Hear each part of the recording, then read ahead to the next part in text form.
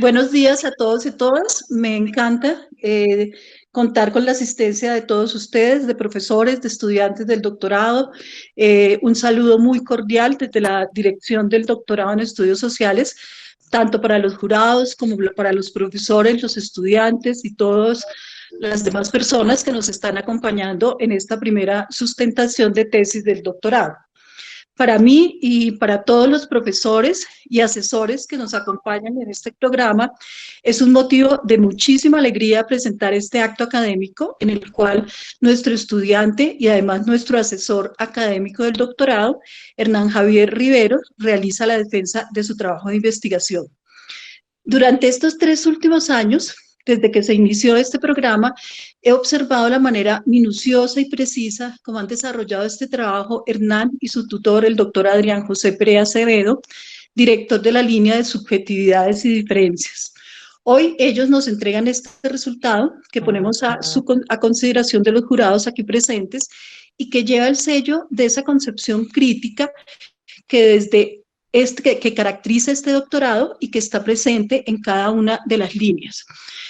De tal manera que es un primer proceso académico de todos los que esperamos construir en el marco de este doctorado que le ha apostado de manera seria y comprometida a la construcción de un pensamiento en estudios sociales y a una propuesta epistemológica y política que moviliza las fronteras disciplinares de las ciencias sociales.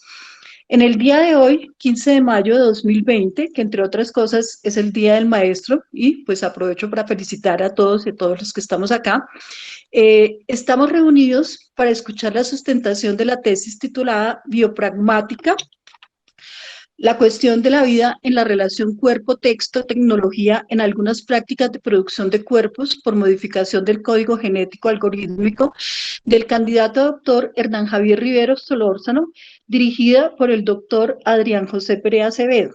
Esta tesis está inscrita en la línea de investigación en subjetividades, diferencias y narrativas y en el énfasis antropotécnicas, pragmáticas de sí y cuerpos otros. Como jurado contamos con un comité conformado por los siguientes doctores. Jurado internacional, Paula Sibilia, doctora en salud y en comunicación y cultura con postdoctorado de la Universidad París 8 de Francia. Ella es una conocida ensayista y autora de libros como El hombre posorgánico, La intimidad como espectáculo y Redes o paredes.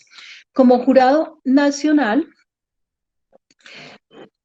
está Jaime Alejandro Rodríguez Ruiz, doctor en filología y pionero en Colombia de la literatura digital, autor de proyectos de creación colectiva y digital como Narratopedia y de numerosos ensayos y artículos en temas propios de la cibercultura.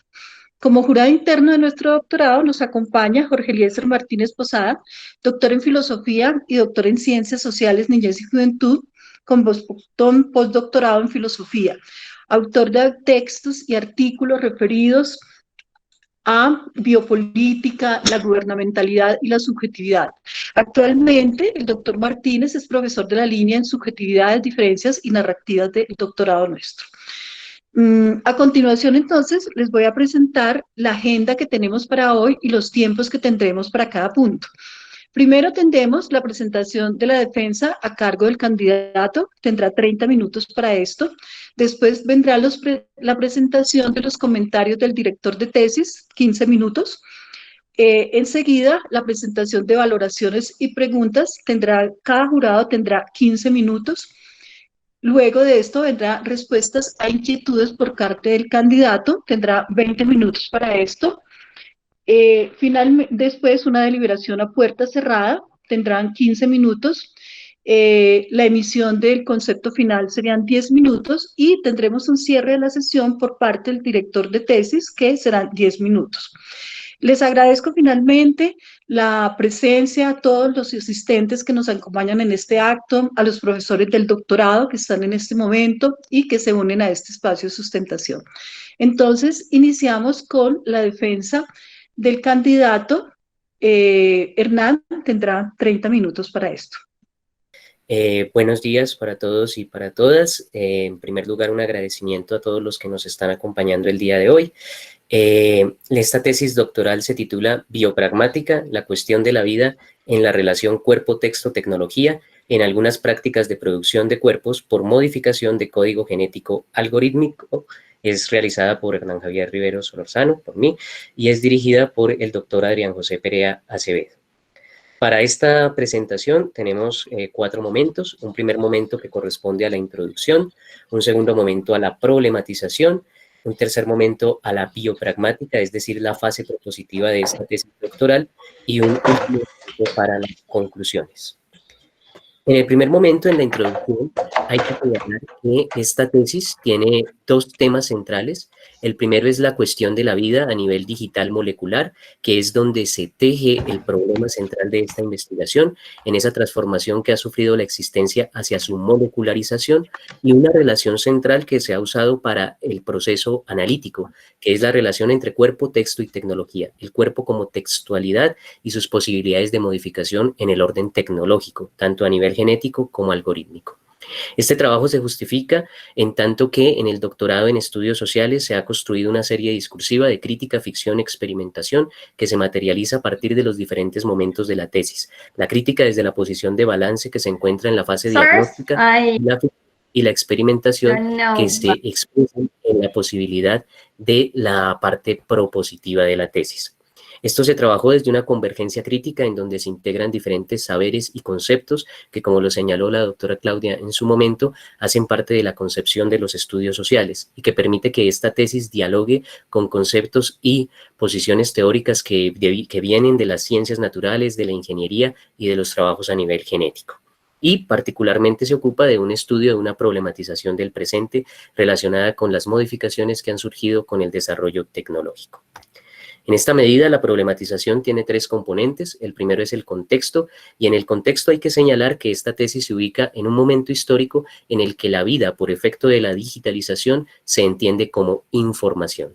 Esto ha llevado a que la vida, que usualmente se ha mirado desde la relación como bios, esto es, la vida organizada, o como zoe, que es la vida natural, agregue un nuevo componente que es la tecné. Y desde allí se genere una interacción que permite materializar el continuum entre naturaleza y cultura, ese continuum que permite que haya una serie de interacciones entre la vida organizada del bios, la vida natural en el zoe y todos los desarrollos y construcciones que aparecen en la tecné. Así, se construye una relación entre cuerpo, texto y tecnología, donde la corporalidad se puede entender desde una textualidad que ya no solo es tejida por los discursos que aparecen en las formas discursivas y no discursivas estudiadas dentro de la biopolítica y bajo la perspectiva de Foucault, sino que aparecen unas nuevas dimensiones de la corporalidad mediadas por escenarios tecnológicos, que se refieren a los algoritmos, el manejo de sistemas de datos, ecuaciones y particularmente las codificaciones genéticas que han permitido el desarrollo de unas nuevas configuraciones de la existencia. En esa producción de vida es justamente que aparece un elemento central que direcciona todas estas transformaciones, que es la relación con una dimensión de poder y economía, algo que, de acuerdo con Hart y Negri, se ha consolidado como la economía política de la subjetividad, en donde la construcción de formas de vivir, esto es, subjetividades, es la que ha generado toda una serie de procesos en donde la posición estratégica para el capitalismo se erige desde la producción de subjetividades. Y esto se realiza en el contexto que estamos estudiando en esta tesis desde la molecularización, desde las posibilidades de diseño en el orden molecular, genético y algorítmico. Asimismo, en el contexto aparecen una serie de formas de vida que han venido emergiendo en las perspectivas cyborg y transhumana. En pantalla vemos a Neil Harbison, que es un sujeto que dice de sí mismo que es cyborg, pero que ejemplifica toda una serie de sujetos que han trabajado en modificaciones tecnológicas para construir nuevas formas de cuerpo y nuevas relaciones con la realidad. En esa medida aparece un acontecimiento desde el cual se teje la problematización, que es la aparición de unas nuevas textualidades del cuerpo en lo genético y lo algorítmico. En lo genético, desde el descubrimiento del genoma y el desarrollo de diferentes tecnologías de edición genética, desde la algenia hasta la tecnología más reciente, que es la tecnología CRISPR-Cas9, pasando por tecnologías como ADN recombinante y otras que permiten la modificación y edición precisa del genoma. Particularmente también aparece el desarrollo de los procesos algorítmicos que han llevado a la construcción de campos como la bioinformática, que permiten Por un lado, generar la vida y la inteligencia artificial en la configuración, por ejemplo, de los algoritmos genéticos, pero también en el caso de la edición genética aportan una cantidad inmensa de datos que permite que las ediciones sean cada vez más precisas y que, como se ha visto en los últimos años, se puedan producir desde los laboratorios quimeras y otras formas de vivir. Las más recientes fueron unas quimeras cerdo-mono que se produjeron en China. También esto ha estado lleno de una serie de polémicas, como la que protagoniza He Yang-kui al hacer edición genética sobre embriones y producir gemelas que en su genoma serían resistentes al VIH. Por eso, dentro del acontecimiento aparece como tercer elemento la producción de cuerpos que se realiza desde un esquema biotecnológico que ha permitido que se desarrollen distintas tecnologías y donde particularmente CRISPR-Cas9 se convierte en una tecnología de punta. CRISPR-Cas9, como lo vemos también en pantalla, corresponde a una tecnología que permite constituir algo que se denomina tijeras moleculares, que a través de un ARN, a través de una guía construida por ARN, puede cortar con precisión el gen en el punto que se decida. Frente a este elemento aparecen una serie de prácticas que son las que se estudian en esta investigación que corresponden al biohacking y el bioarte. En el caso del biohacking tenemos una práctica que nos va a ofrecer una serie de sujetos que se modifican en sus garajes y en sus casas y que hacen estas prácticas como forma de salirse del esquema científico y practicar algo que se denomina la biología DIG, en una cierta idea de libertad. Por el lado de bioarte, tenemos el elemento en el que la vida misma se convierte en el objeto estético desde sus posibilidades de creación a nivel de código genético. Y allí tenemos entonces obras donde se interviene directamente la vida, como es el caso de Eduardo Kac, que es a quien estudiamos en esta tesis, y de otros bioartistas que construyen obras constituidas por códigos genéticos. La pregunta frente a las prácticas que termina de configurar este acontecimiento es si esas prácticas pueden ser efectivamente resistencias frente a un esquema del capitalismo avanzado que, mediado por la economía política de la subjetividad, al llegar a los niveles moleculares también es susceptible de producir cuerpos desde sus escrituras interiores. En estas prácticas, biohacking y bioarte, ¿habrá posibilidad de resistencia? Inicialmente pareciera que este es el caso. En el biohacking en la apuesta por la libertad y en el bioarte en la apuesta por develar algo que se constituyó como las cajas negras de la biotecnología, es decir, esas polémicas que se tejen a partir de la posibilidad de desarrollar modificaciones en los cuerpos. Sin embargo, dado que esto es problemático porque requiere de un análisis, aparece una pregunta central que direcciona todo el proceso de esta tesis doctoral, y es que en esa ambivalencia que presenta el capitalismo contemporáneo en la producción de cuerpos, ¿cómo podría plantearse un concepto de vida como posibilidad de resistencia a esa economía política de la subjetividad y configuración de agenciamientos en esa relación cuerpo-texto-tecnología a nivel de la modificación de código genético algorítmico frente a las formas de producción de sujeto del capitalismo avanzado?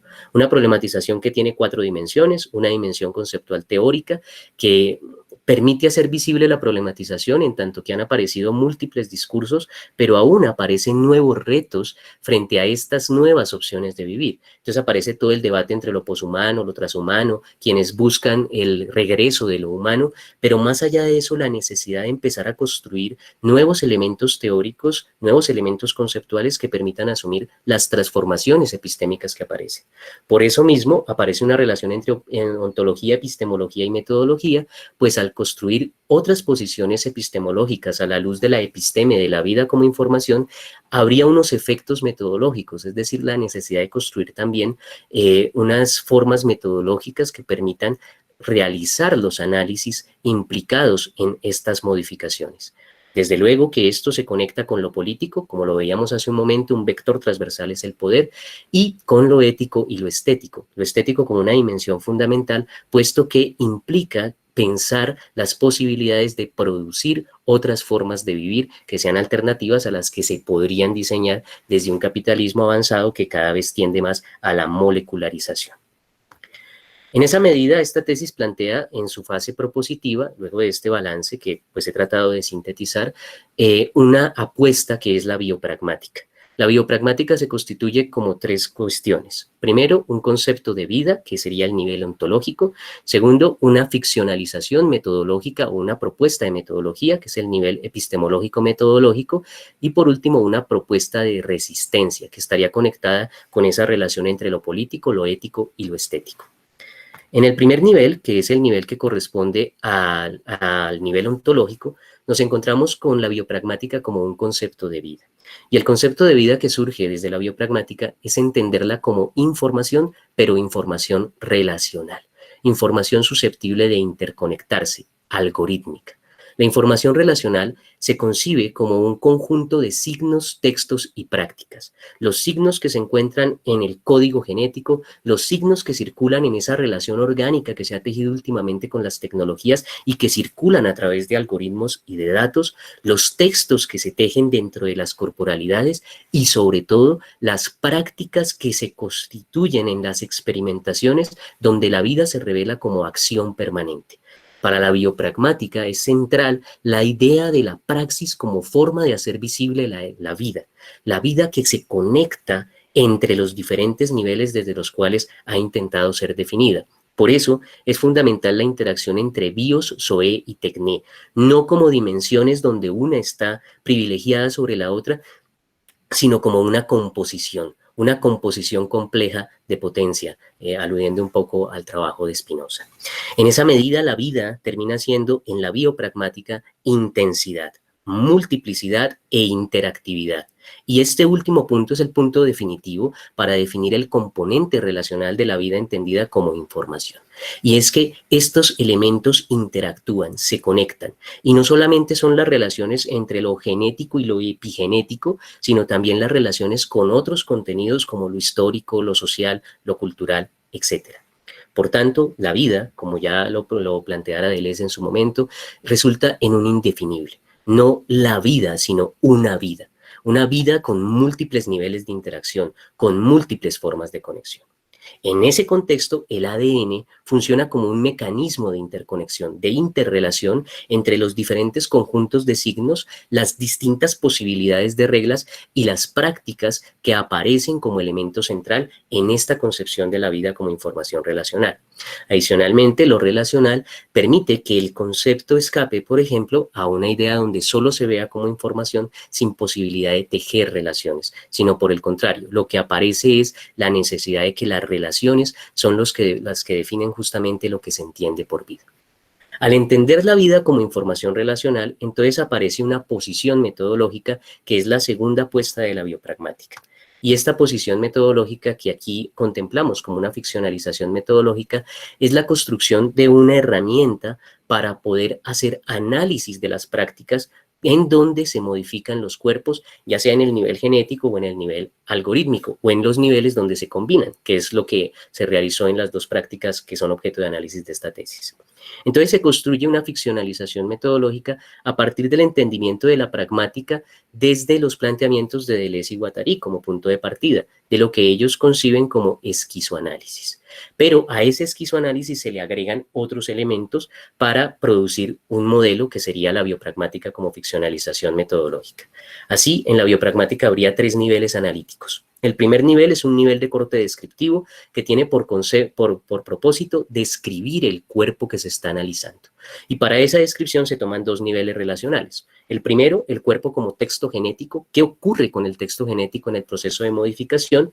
El segundo, el cuerpo como texto sociocultural. ¿Qué ocurre a nivel sociocultural con ese texto genético que se ha modificado o no? Porque también se ha identificado que a veces el texto genético no se modifica, pero lo sociocultural que rodea el fenómeno de la modificación del cuerpo sí empieza a modificarse. Y a partir de ese conjunto de descripciones de lo que sería el texto genético y el texto sociocultural, que tienen como punto de partida los enunciados, tanto en el orden genético como en el orden social que rodean las prácticas, se pasa a un segundo nivel analítico, que es un nivel abstracto. Y en este nivel abstracto, la biopragmática toma la base del esquizoanálisis y realiza los 4 momentos que contempla la elaboración de esta perspectiva rizomática. Se realiza el calco en su fase generativa, el mapa en su fase transformacional, el diagrama en su fase diagramática y el programa en su fase maquínica, con el propósito de dar cuenta de cuáles son los agenciamientos, las semiotizaciones y las transformaciones que aparecen en esos sistemas de signos que rodean al cuerpo como texto.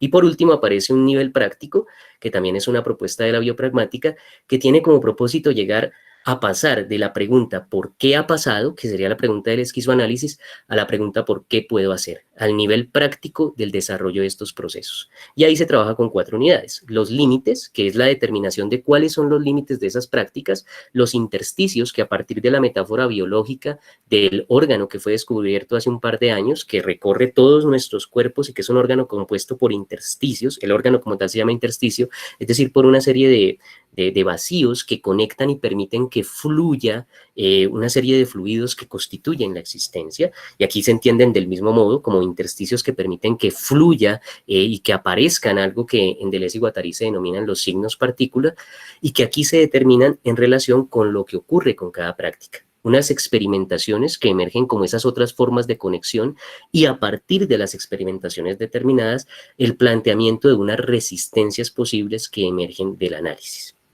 Este modelo fue aplicado en 2 casos. El primer caso tiene que ver con el biohacking, y para ello trabajamos con Yoshia Sinner, quien practica biohacking a partir de una perspectiva que se llama grinding. El grinding es la modificación del cuerpo, pero usando la tecnología, insertándola en él. En biohacking también hay biohacking que se hace con plantas, etcétera, pero el biohacking que se hace en los cuerpos es grinding. Se hace con diferentes máquinas, con chips, pero Sinner particularmente lo hace con código genético. Y su práctica en particular sucedió un día en el que él, en una conferencia biotecnológica, se inyecta un código modificado para aumentar el tamaño de sus músculos. Luego de tener una cantidad de enunciados que produce Sinner y de mirar cómo queda el código genético de Sinner, es posible, al aplicar los 3 niveles, encontrar varias cosas. En el nivel descriptivo, el trabajo de Sinner a nivel genético no sufre ninguna modificación el texto del cuerpo. Es decir, ingresa estas nuevas partículas, pero no hay ningún cambio. Sin embargo, lo que él realiza sí genera una serie de modificaciones en el orden sociocultural. Esto porque aparecen las nociones de libertad y de activismo social como nociones que moviliza Sinner en sus discursos. Adicional a eso, aparece una reacción desde los esquemas científicos, donde aparece la cuestión legal y empresarial. Sinner construye una empresa que se llama The Odin, pero también se convierte en una figura mediática, en alguien que aparece en un documental de Netflix y en diferentes videos que sube constantemente a sus redes sociales. Pero en esa configuración aparece entonces la necesidad de revisar si efectivamente allí hay una resistencia o si lo que hay es justamente un mecanismo de captura. Y es allí donde en el nivel abstracto se encuentra que en ese trabajo aparece una semiótica significante y contrasignificante, que son las semióticas que predominan en el trabajo de este biohacker, y aparece una preponderancia de la transformación simbólica, es decir, por efecto de la ley se captura la práctica de Sinner, y al lado de eso se genera un carácter cerrado en esas comunidades científicas. Eso permite hacer visible que sobre esta práctica opera una máquina abstracta del mercado. ¿Por qué?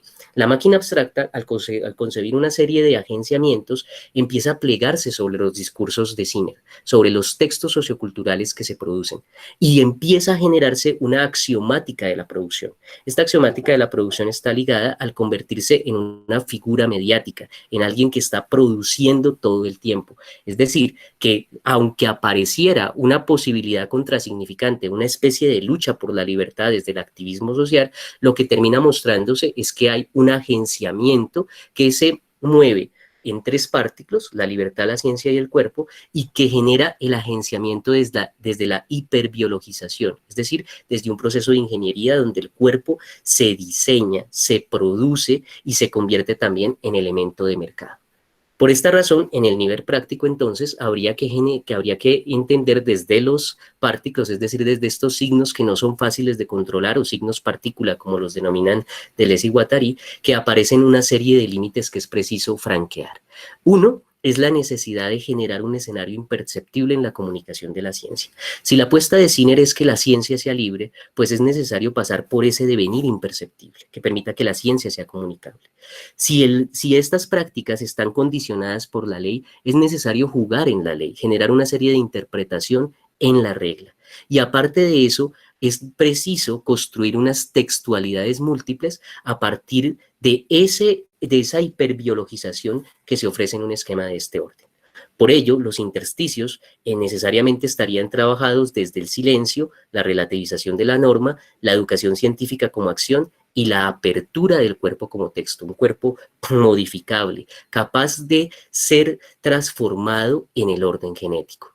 Y unas experimentaciones que surgen de este trabajo sería el actuar desde los márgenes para crear nuevos límites, el discutir la norma para reorganizarla, el educar en la ciencia para hacerla libre y comunicable, y el descomponer la corporalidad desde el cuerpo vacío y los partículos en movimiento. Es decir, desde ese viaje que permita construirse, como lo señalara en su momento Deleuze, un cuerpo sin órganos. Por eso, aquí se formula en el nivel práctico un devenir, que es el devenir experimento como resistencia, es decir, la posibilidad de una experimentación de sí. La segunda práctica que se analizó fue la práctica del bioarte, del arte transgénico, en Edunia de Eduardo Kac. A Edunia la vemos acá en esta imagen, en la parte superior. Aquí podemos ver que es un elemento de planta que se concibió como plantimal, donde vemos que está con unas venas rojas, que son rojas por el efecto de la combinación con el ADN de Kac. Este trabajo fue un trabajo de ADN recombinante, donde se combinó el ADN del artista con el ADN de la petunia para formar la edunia. Por eso en el texto genético sí hay una modificación, en la combinación que se hace a través del manejo de ADN recombinante y el trabajo con una bacteria que permite que la sangre de Kac se fije en las venas de la edunia. Hay un trabajo sociocultural porque empieza a verse la vida como un objeto estético, pero también como un objeto de diseño. Y eso se hace visible cuando en el nivel abstracto aparece la máquina abstracta en el diagrama, que es la máquina del hiperindividualismo y la axiomática de la deuda infinita. La obra está en deuda siempre con quien la produce, y esa deuda se refleja incluso en sus venas. La máquina abstracta del hiperindividualismo lleva entonces a que haya un agenciamiento de tres partículos, el arte, la vida y el sujeto, y a que ese agenciamiento en los cuerpos esté dada por el diseño, en una técnica sobrecodificante, el código que codifica, que condiciona y que plega la idea de quien diseña sobre el objeto diseñado. Por eso en el nivel práctico aparecen en los límites el límite que presenta el mismo artista siendo autor como límite de su obra y no dejando que la obra hable. Y por eso el intersticio es justamente la potencia experimental del código para desterritorializarse, para salir de esa especie de cerco que se ha construido desde las diferentes formas de agenciar esos cuerpos por diseño. En esa medida, la experimentación es el decir libre de la obra al deshacer el autor, el reconfigurar conexiones no diseñadas por este creador y la autorreflexión como estrategia para abolir la huella de ese productor Dios, esa autorreflexión que permite llevar a una resistencia que sería el devenir obra de arte, el devenir en la experimentación permanente con esas potencias de construir lo que sería una semiótica posignificante en términos de Deleuze, porque aquí hay una semiótica parcialmente posignificante en tanto que aparece una forma de vida distinta, pero esta forma de vida ya está condicionada.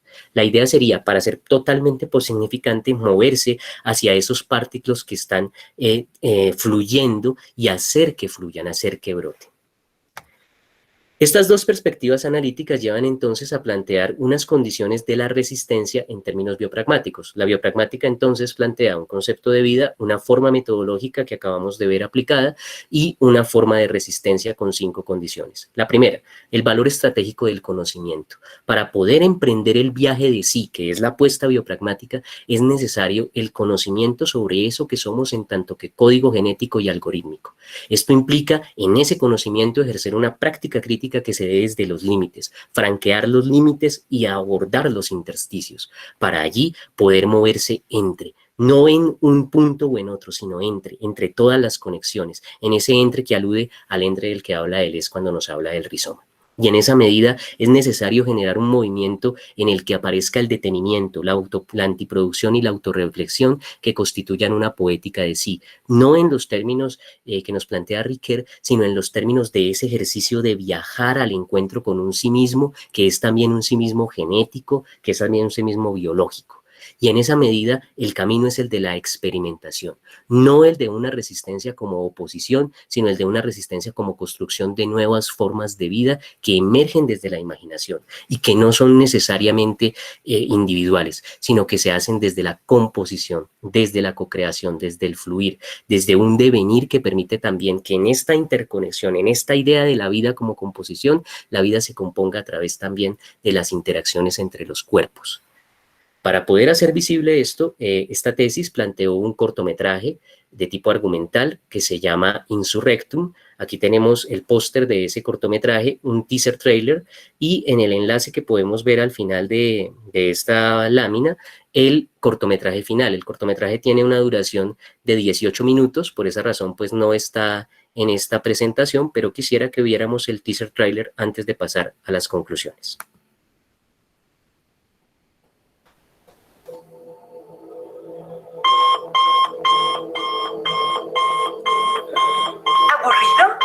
Bioscience, compañía biotecnológica autorizada por el gobierno y avalada por la comunidad científica internacional, le ofrece Dulces Sueños, la píldora que te pondrá a dormir con una sonrisa y sin infringir la ley adquisitivo.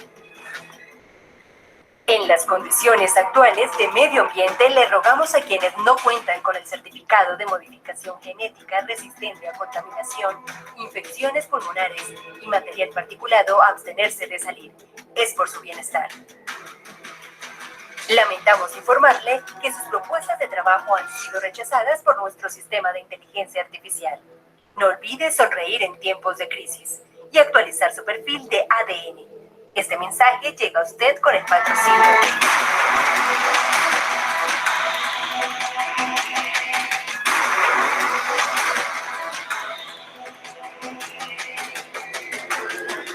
En las condiciones actuales de medio ambiente, no cuenta con el certificado del gobierno y avalada por la comunidad científica internacional. No es posible atender su llamada.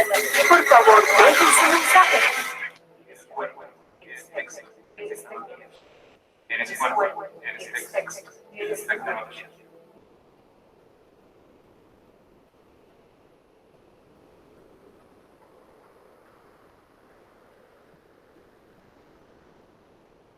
Una decisión de saltar al vacío desde los límites. Una biopragmática.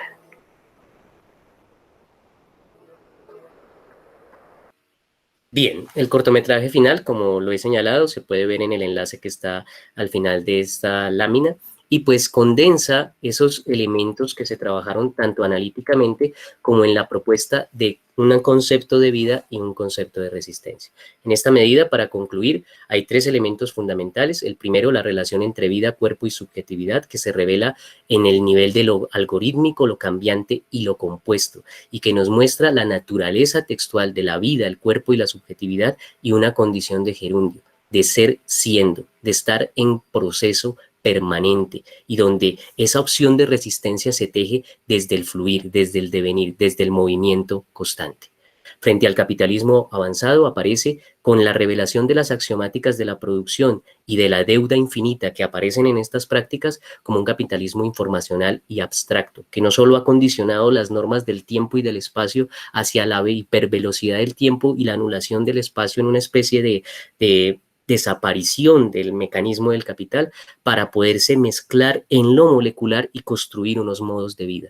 Por eso, en una posición de resistencia es preciso ir hacia esa molecularización, hacia esos nuevos espacios en donde se tejen las relaciones de poder.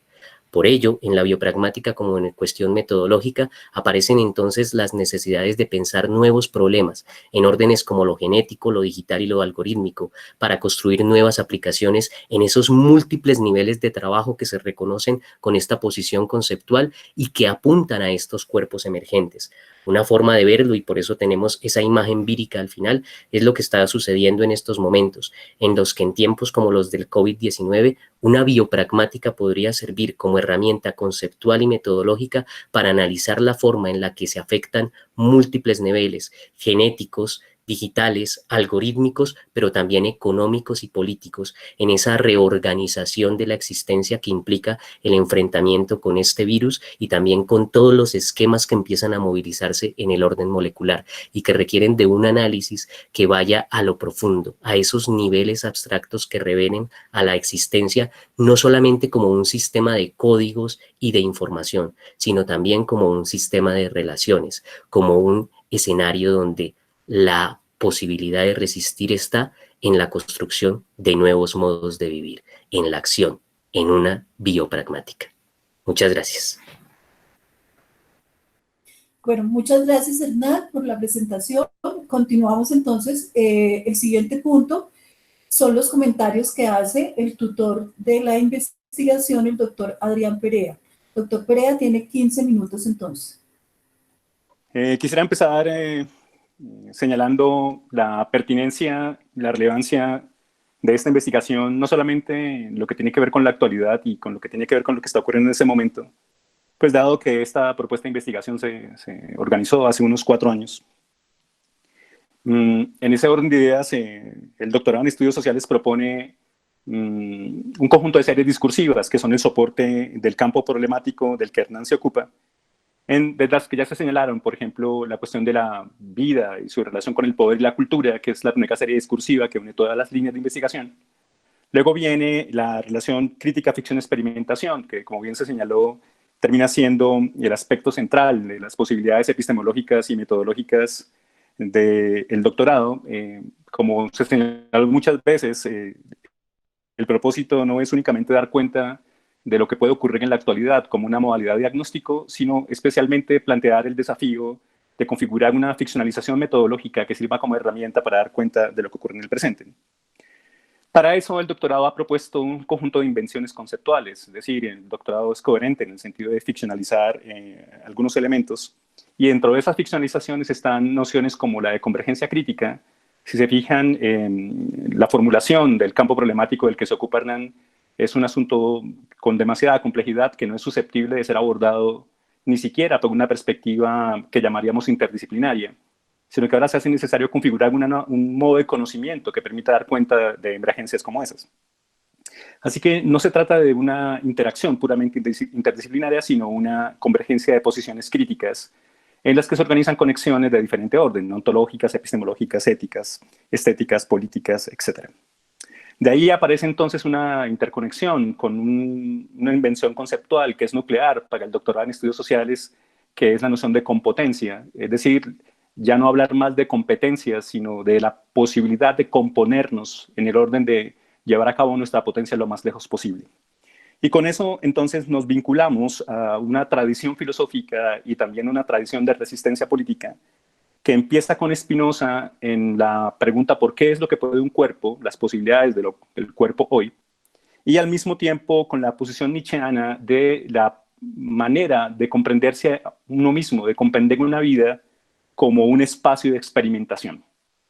Ese espacio de experimentación implica que podemos hacer visible lo que somos en el orden de una cierta conexión con los límites que nos han sido configurados, cuestión que recogemos en la tesis como una posibilidad diagnóstica, pero al mismo tiempo como una posibilidad de resistencia política.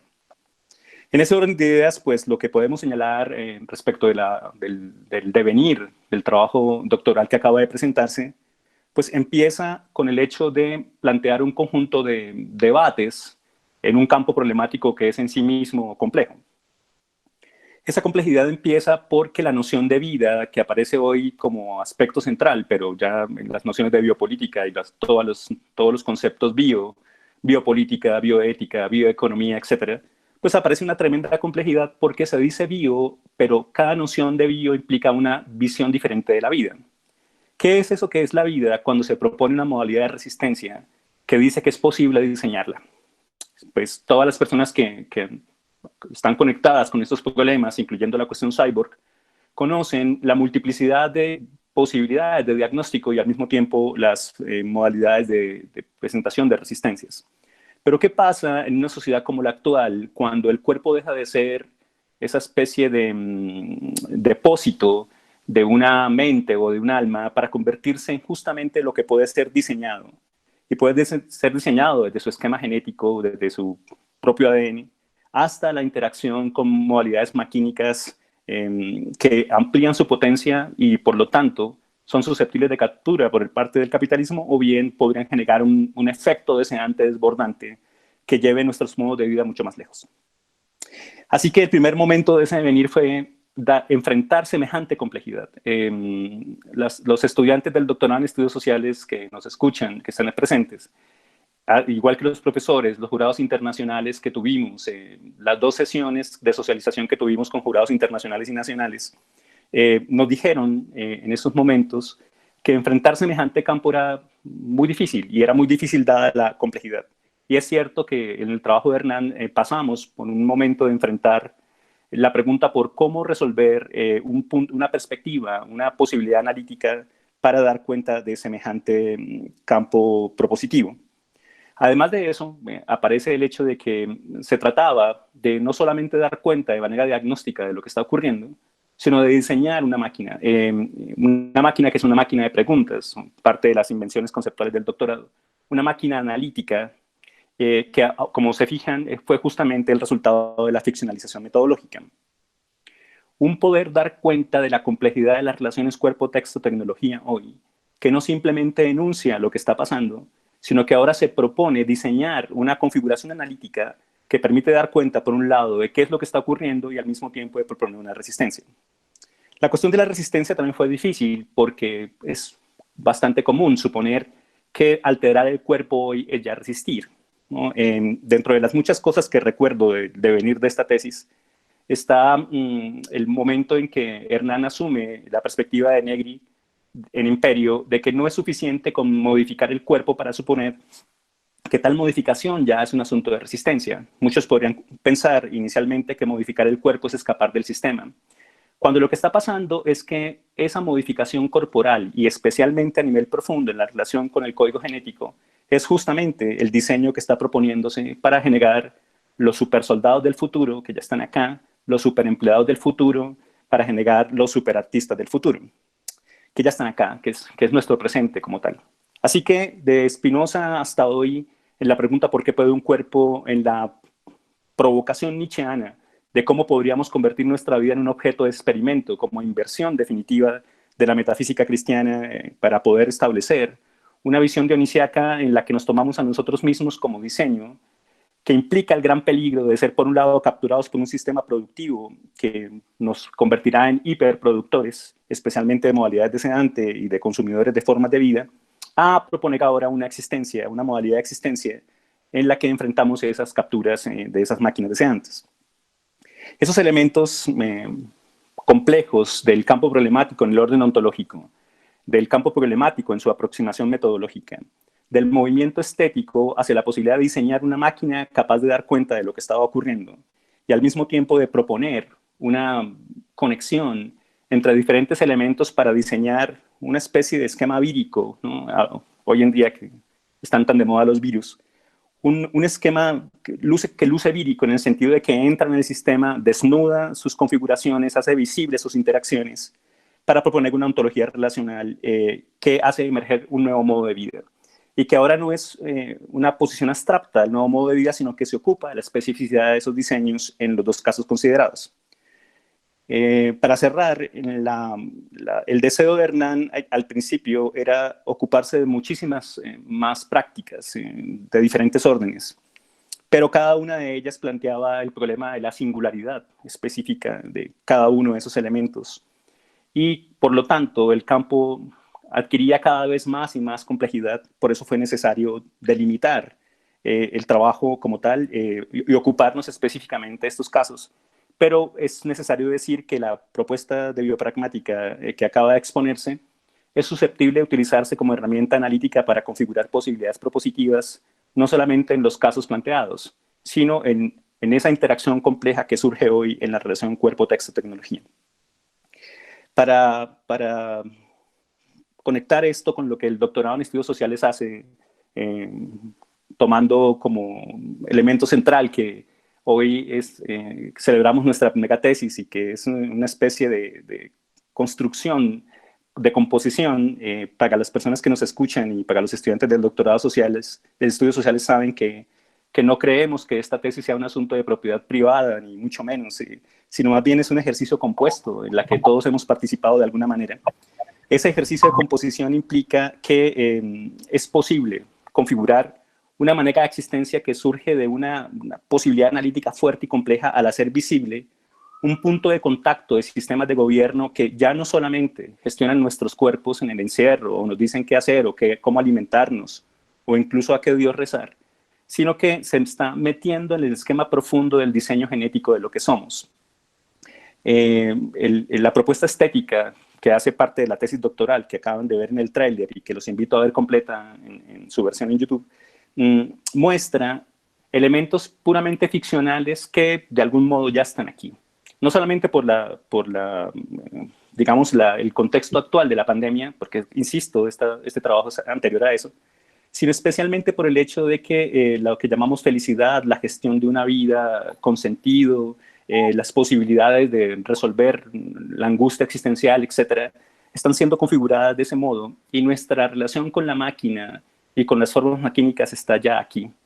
Está gestionándose ya y muy probablemente este elemento contextual sea un impulso para esos elementos. Así que mi intervención cierra haciendo visible cómo el doctorado en estudios sociales ha propuesto una serie discursivas en las que el trabajo de Hernán es relevante, pertinente, coherente, viable, un asunto que fue muy difícil de conseguir, pero que adquiere su máxima expresión en este ejercicio que organiza interconexiones entre diferentes elementos de un poliedro de inteligibilidad que se propuso: ontología, epistemología, ética, estética, política, historia, economía, metodología, y al mismo tiempo que configura su posibilidad analítica no solamente en tanto en cuanto da cuenta de una realidad, sino que propone, la primera fuerza propositiva está en su marco metodológico ficcional y al mismo tiempo en la propuesta estética que está disponible. Le agradezco muchísimo al comité evaluador, a la directora del doctorado en estudios sociales, a mis compañeros, a los estudiantes y a todas las personas que hicieron posible el diseño de este ejercicio, y especialmente a Hernán por su dedicación y su devoción a este trabajo que tiene por objeto plantear una nueva forma de vida como resistencia política. Muchas gracias. Bueno, gracias, doctor Perea, muchas gracias. Entonces, continuamos ahorita con el siguiente punto, que es la presentación de valoraciones y preguntas por parte de los jurados. Cada jurado tendrá 15 minutos para hacer su presentación, su valoración, las preguntas que considere. Iniciamos con la doctora Paula Sibilia, continuamos después con Juan Alejandro Rodríguez y luego iría Jorge Eliezer Martínez. Entonces, ¿tiene la palabra? Muy buenos días. En primer lugar, quisiera agradecerles, ¿no?, por la invitación y la confianza, tanto a Hernán como a su tutor tesis, también a la Universidad Distrital, al doctorado en estudios sociales y a todos ustedes. Realmente es una pena no poder estar juntos, de verdad, de cuerpo presente y analógico, no solo digital, como lo habíamos planeado con tanto tiempo, porque además para mí siempre es una alegría visitarlos. Ojalá podamos hacerlo pronto. También quisiera felicitarlos por la realización de esta tesis.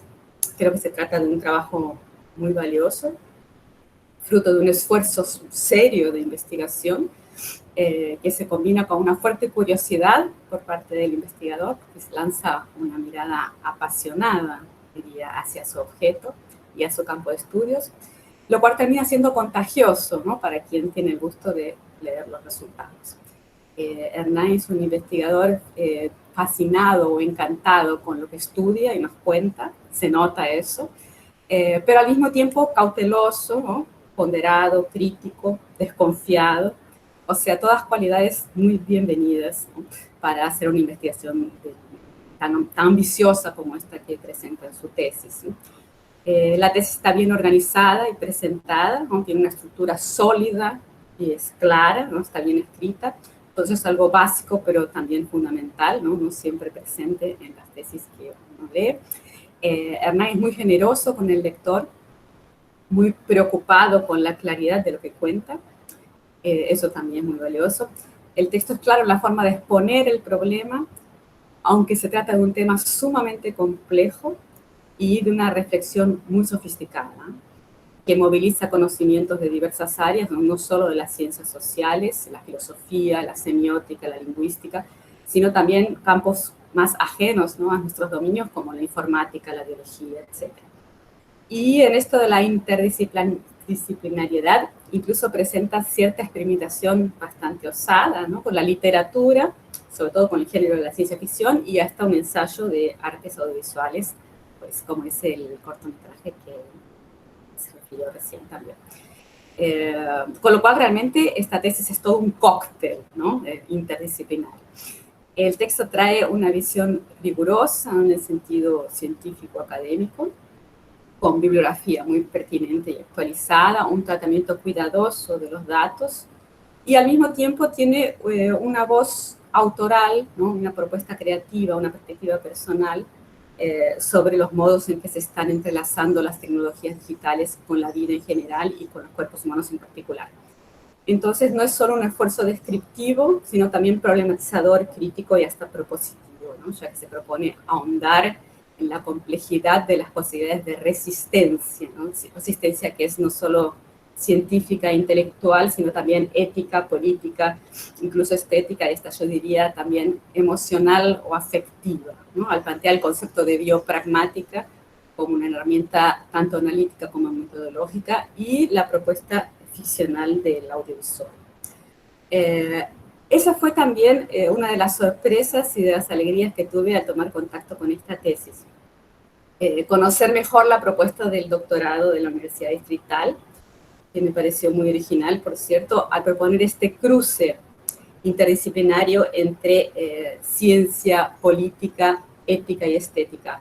Yo no conozco otros posgrados con propuestas así tan audaces fuera del campo más específico de las artes. Así que felicitaciones por eso también, no solo a Hernán, sino a todo el equipo del doctorado en Estudios Sociales de la Universidad Distrital. A nivel teórico voy a destacar al menos uno de los muchos méritos de la tesis de Hernán, que es el modo en que relaciona la noción del código genético con la de algoritmos, por ejemplo, tan en boga hoy en día por su uso en las redes sociales de Internet, ¿no?, pero que no es tan evidente, ¿no?, ese cruce entre biología molecular y matemática de datos en las redes, aunque forman parte de la misma episteme informática, ¿no? También me parece destacable el hecho de no caer en la tentación de moralizar, ¿no? Aunque Hernán se posiciona críticamente como autor investigador, suele salir bien parado de esa trampa bastante habitual cuando se tratan estos asuntos así tan actuales y polémicos, que se reducen a estar a favor o en contra, ¿no?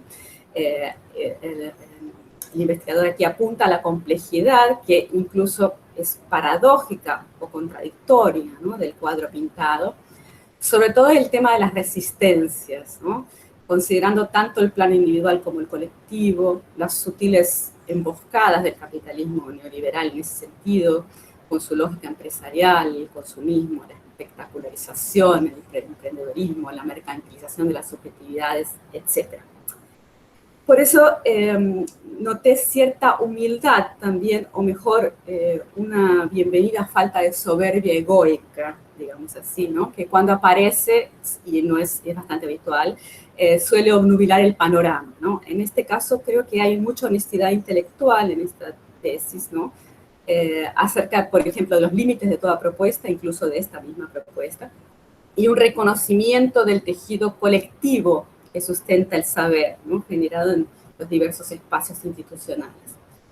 En suma, creo que este trabajo puede dar lugar a varios desdoblamientos, más allá de la tesis, ¿no? Se puede desdoblar en varios artículos científicos, obviamente, un libro académico, pero también creo que podría extraerse de aquí un buen libro de divulgación científica, ¿no?, algo tan importante, sobre todo en nuestros países, al menos en mi opinión, ¿no? Me refiero a la posibilidad de ir más allá del ámbito estrictamente universitario para impactar de un modo más amplio en la sociedad. ¿no? Creo que Hernán es un buen comunicador, ¿no? Tiene un estilo claro de escribir, y al contar, relatar, sabe enganchar al lector, ¿no? O al oyente, expone claramente tanto sus propias ideas como organiza bien las ideas ajenas, tiene esa osadía controlada, ¿no? Que no es tan habitual en la academia. Entonces, por ejemplo, yo creo que la parte diagnóstica o panorámico contextual de la tesis podría adaptarse para convertirse quizás en un libro de este tipo, ¿no? De divulgación científica. Y también el relato sobre el caso del biohacker Sinner, ¿no? Tan complicado e interesante, ¿no? Incluso el otro caso analizado, el de la obra de Eduardo Kac, creo que también podría rendir un buen texto de divulgación más allá de la academia. Bueno, esta es una idea que se me ocurrió al leer la tesis, creo que podría funcionar bien, si te interesa, Hernán, moverte en esos territorios también. Finalmente, no voy a cuestionar nada específico de la tesis, creo que es un trabajo que está concluido y se sostiene como una buena tesis de doctorado. Entonces, solo para aprovechar, ¿no? Este valioso momento de interlocución, aún siendo un poco extraño porque yo estoy aquí en mi casa hablándole a la computadora, pero sé que hay 79 personas conectadas, en fin, y que estamos haciendo este diálogo. Entonces, para aprovechar esta interlocución, yo haría dos preguntas, ¿sí? Una sería qué pasa con Colombia, América Latina, ¿no? Cómo juega el factor regional en este asunto. No me parece que eso falte en la tesis, no me refiero a eso, pero lo que pregunto es que si en países como los nuestros, ¿no? Yo estoy en Brasil, ahora soy argentina, ustedes ahí en Colombia, con tantas desigualdades e injusticias sociales, donde faltan recursos básicos para sostener la vida de muchísima gente, ¿no? Esa SOE, ¿no? Y con también tantas carencias a nivel educativo y científico, me pregunto entonces si al poner el foco en nuestro contexto latinoamericano o en el tuyo colombiano, si todo este delirio digital, digamos así, no debería ser un poco relativizado o matizado, quizás cuestionado en sus alcances, problematizado desde una perspectiva, una epistemología tal vez más acorde a las perspectivas del sur global, como se dice ahora, o el descolonialismo, la antropofagia, etc. Al mismo tiempo pienso que en buena parte de América Latina, ¿no? La economía se apoya o se apoyaba, ¿no?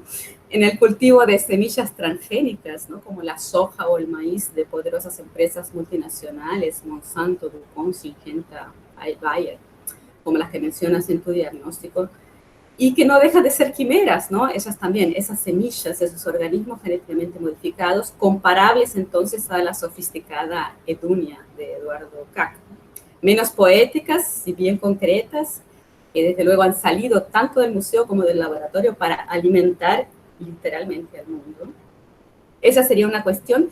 Y la última, la segunda y última cuestión, tú mismo la dejas planteada en el último par de páginas de las conclusiones y ahora también en la presentación, al final de tu presentación oral, es medio obvia e inevitable en realidad, y sería, bueno, ¿qué piensas de esta situación inédita que vivimos actualmente a nivel global, la pandemia del COVID-19, que parece retrotraernos a una situación casi medieval, ¿no? O sea, la peste, una cuestión mega analógica, ¿no?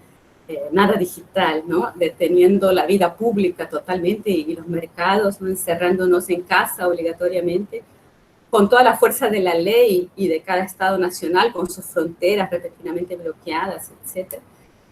Y con el único recurso técnico de la higiene más básica, ¿no? A nivel tanto individual como colectivo, o sea, no sé si medieval, pero por lo menos decimonónico, lavarnos las manos, usar barbijos, no tocarnos, desinfectarnos todo el tiempo.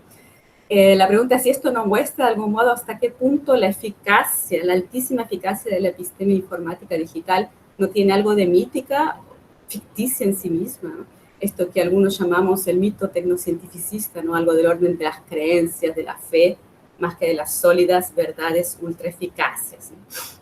O sea, ¿qué pasa? Que los biohackers o las empresas de biotecnología o las farmacéuticas no nos solucionan el problema, ¿no? ¿Qué pasa? Ya son 2 meses y seguimos así, y la perspectiva es bastante tétrica, ¿no? Sin embargo, es algo que parece tan simple, un virus parecido al de la gripe, tan viejo, tan antiguo como la humanidad. Bueno, es eso nomás, espero no haberme pasado mi tiempo. Muchas gracias de nuevo y felicitaciones. Continuamos entonces con el doctor Jaime Alejandro Rodríguez, de la Universidad Javeriana.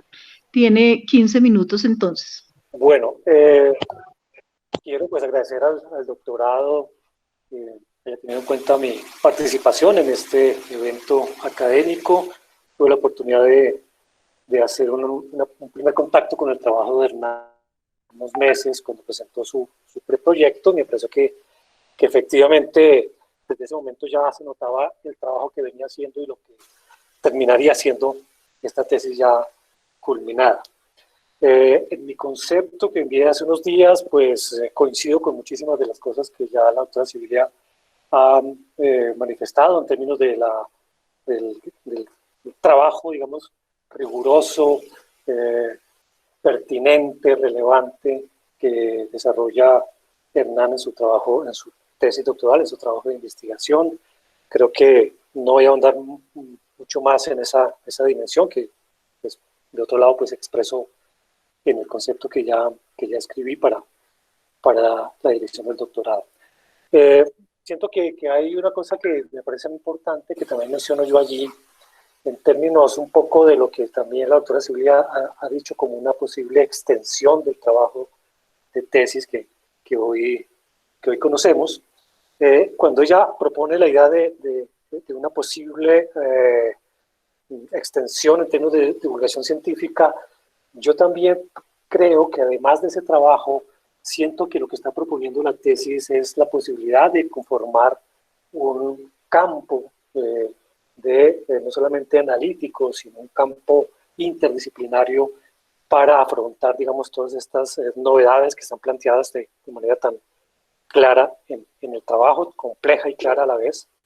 De manera que lo que yo siento es que hay un trabajo que viene posterior, al que invito pues obviamente al investigador y quizás podamos hacer parte de una red que pudiéramos varios investigadores fortalecer para ese campo. Digamos que no es solamente una matriz analítica o una forma de enfrentar, digamos, algo que viene de tan atrás como es esta relación de vida y tecnología, y pues la idea de texto que aparece justamente con todas las posibilidades de edición del genoma humano, sino que deberíamos tener, digamos, una capacidad de aprovechar la máquina analítica que ha propuesto Hernán para abordar, y en ese sentido también coincido con la doctora Sibilia, casos que permitan, digamos, una especie de acumulado de masa crítica de descripción, evaluación y extensión de muchos casos que tienen que ver con esa relación de cuerpo vía tecnología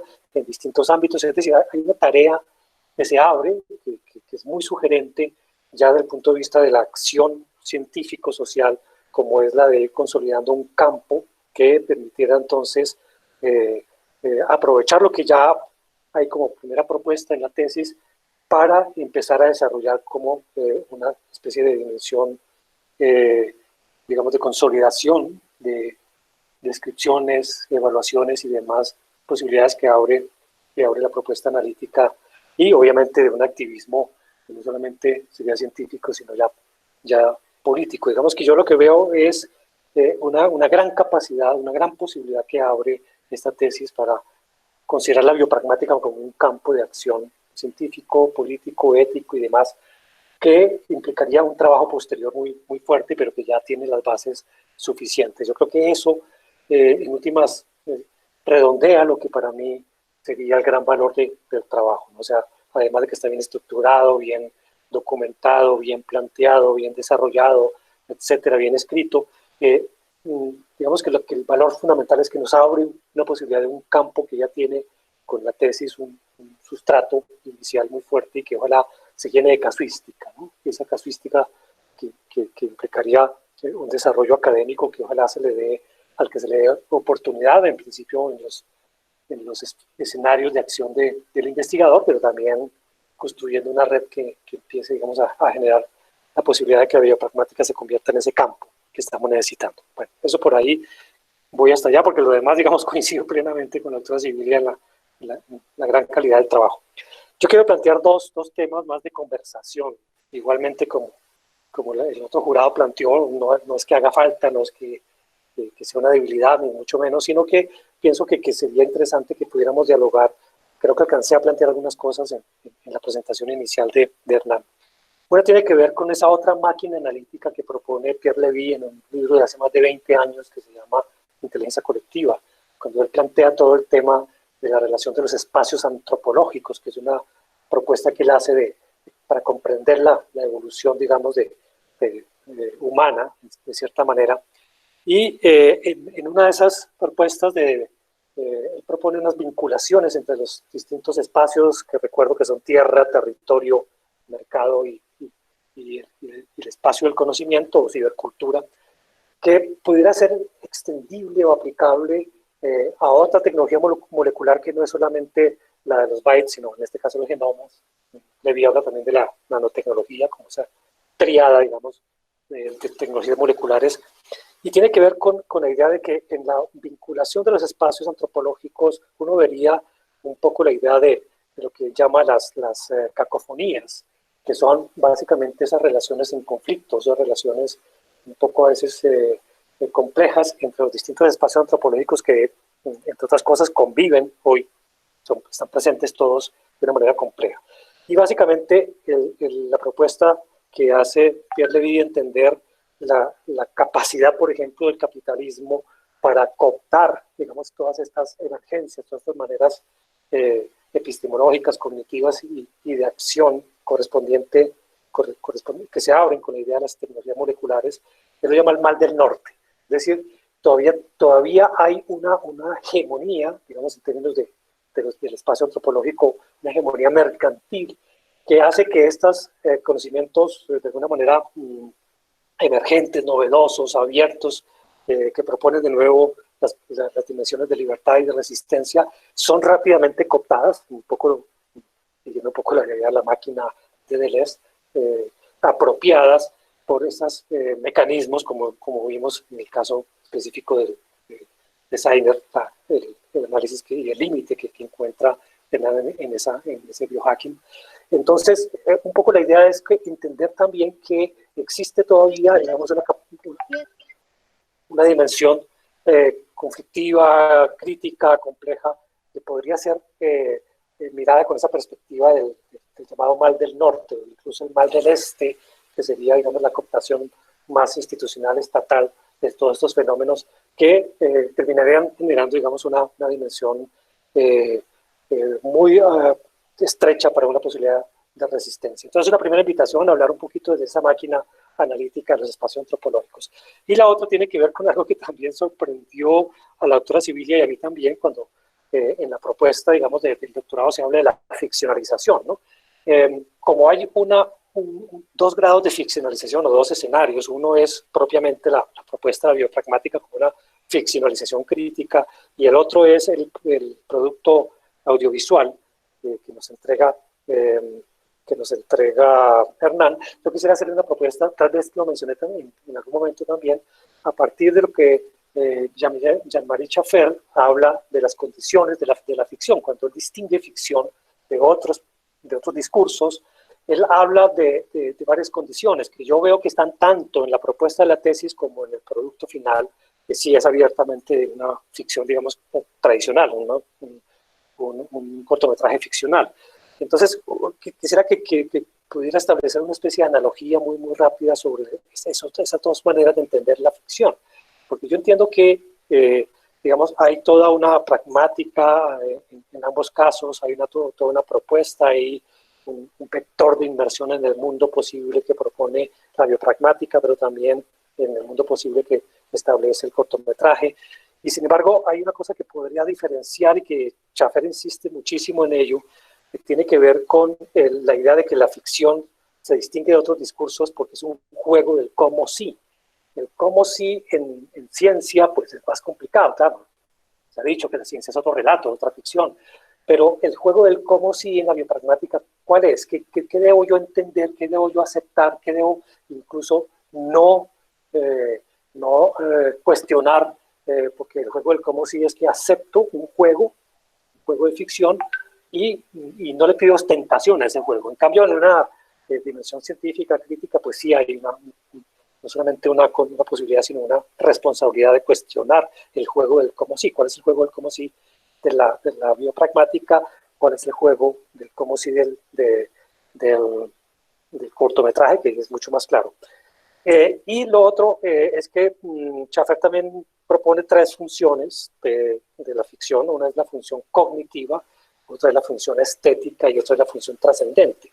Yo siento que las funciones cognitiva y trascendente están presentes en ambos lados, la estética obviamente en la pieza ficcional.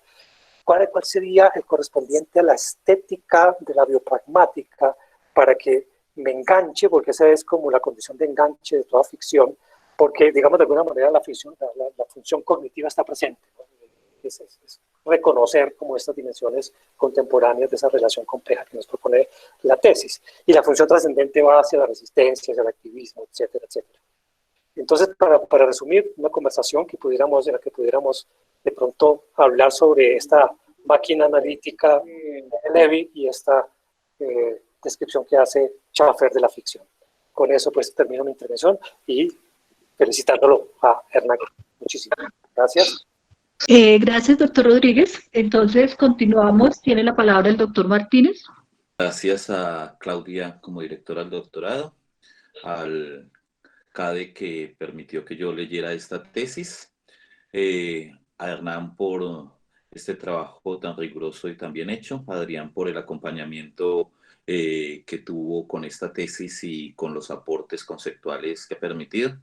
Gracias a los jurados que nos acompañan, a la profesora Civil y al profesor Jaime, y a cada uno de los que están aquí presentes. Para el doctorado y como parte del equipo de doctorado, pues yo creo que es un gran orgullo que tengamos en este momento nuestra primera sustentación y en muy contados minutos nuestro primer doctor. El trabajo que ha hecho Hernán es fruto precisamente de todo este trabajo conceptual que se ha venido elaborando en el doctorado y que permite a Hernán posibilitar esta tesis. Es una tesis que, como se presenta y como ya lo han dicho, es una tesis que hace visible precisamente una emergencia histórica y unas condiciones de posibilidad de investigación en el presente, y es a partir precisamente de esa problemática y de esa indagación que presenta unos fundamentos conceptuales sólidos leídos desde diferentes autores de diferentes disciplinas que permiten precisamente hacer una convergencia, como lo ha llamado el doctorado, en términos críticos. Es una tesis que hace claramente explícito su problematización, su eventualización y su ficcionalización, de la cual le pediría a Hernán que nos haga un breve comentario precisamente de cuáles son los elementos de eventualización, problematización y ficcionalización que se ponen en juego en este doctorado, en esta tesis, que se ponen en juego también en toda la apuesta del doctorado. En ese sentido, destaco el trabajo muy bien escrito, como lo decía la doctora Sibilia. La lectura es generosa con los lectores, hace claridad en cada uno de los conceptos, posibilita el diálogo para los neófitos en este campo y hace posible precisamente una ficcionalización también de los lectores sobre este trabajo, porque nos sentimos de alguna manera involucrados en este contexto, hoy más que nunca, sobre los temas biotecnológicos, bioéticos, biopolíticos. En ese sentido, hace una apuesta que me parece relevante, clara y suficiente y muy coherente, de tal manera que se nota precisamente un trabajo de años de indagación, pero también de digamos así, humildad conceptual al trabajo que se propone, en el sentido de que hace una construcción conceptual, pero es una construcción que tiene que ver con el campo de los estudios sociales. De tal manera que mis preguntas van a ser muy puntuales, muy más para generar un poco de claridad en términos de las referencias que se han dado, y la primera es la que ya presenté, y es si es posible que nos aborde un poco más en qué consiste la crítica en esta tesis, la ficcionalización y la eventualización. En un segundo momento haré la pregunta de cómo esta categoría que propones de la biopragmática entra en diálogo con apuestas conceptuales como la etopolítica que propone, por ejemplo, Nicolas Rox. ¿En qué se diferencian, en qué se acercan en términos un poco de las apuestas que están detrás? Una siguiente pregunta, y es más una inquietud personal: ¿cómo pones en juego el esquizoanálisis? Precisamente aquí en algún momento del doctorado hablamos de ello. Aquí tú pones en juego las componentes, pero quisiera saber cómo pones en juego también las tareas destructivas y las tareas propositivas que hace el esquizoanálisis, y que creo que aquí se ponen en juego en alguna medida en el nivel que estás proponiendo en términos prácticos. Porque tal vez esas tareas nos permiten llegar a la pregunta que te haces en un segundo momento. Si bien dices, el esquizoanálisis nos permite decir qué ha pasado, que nos propone luego qué puedo hacer, ¿sí? Un poco como en el ejercicio que haces. Y tengo como la intuición que las tareas precisamente son eso que puedo hacer en el mismo esquizoanálisis. Entonces, ¿cómo se puede poner en juego precisamente aquí? Y dos preguntas más, una que ya me has escuchado, que hago a veces, y esta que es, quisiera ver un poco más conceptualmente cómo se ejecuta, o más bien cómo se presenta el cuerpo sin órganos en esta tesis. Y por último, te voy a hacer una pregunta que ya me has escuchado hacerla, y es: quisiera que fueras muy contundente en decir cuál es la tesis de esta tesis. No sería nada más. Con esos comentarios y esas preguntas, pues doy la palabra a Hernán.